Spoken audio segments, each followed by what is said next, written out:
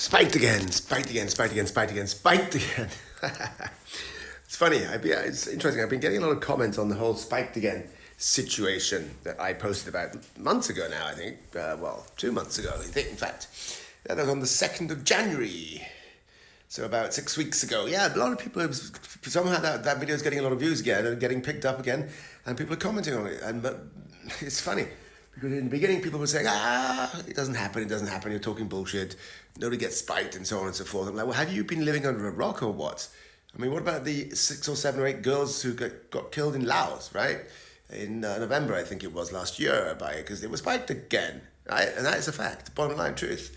And it happens all over the place, all over the world, not just in Cambodia. It happens in Thailand, it happens in the UK, it happens in America, it happens in all kinds of countries, everywhere pretty much. That's just the bottom line fact. Spiking is a real thing, spiking drinks. And many people have seen this video again and have confirmed also that they have been spiked in Southeast Asia. And they also, some have said they're never going to drink there again. Some have said never leave your cocktail alone, or never.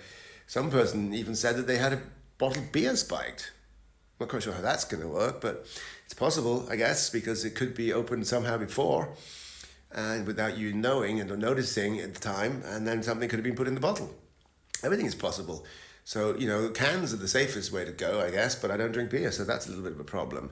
Wine is, I think, the best way, because wine is corked and you can't really open a bottle of wine without anybody knowing it.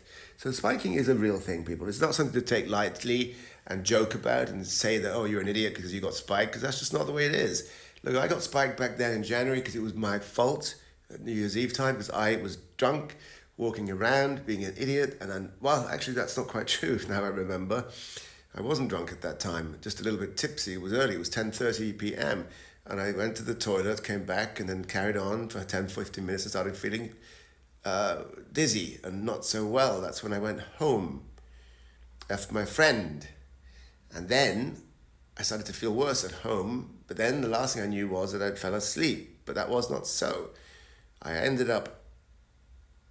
didn't remember waking up. I just remember suddenly catching myself or coming to my senses as I was walking home at 5:30 or 5:45 in the morning, despite having gone home and been lying down in bed. So what happened was that I essentially completely lost control of what I was doing, went back out again, went to multiple bars and stuff, and continued the night in a completely comatose state. Very, very scary, that kind of shit. That's what happened. It's a fact. I'm not making it up. All right, guys. Peace out. See you in the next one. Don't forget the facts. Facts are facts. I'm not making this shit up. Why would I? Ha.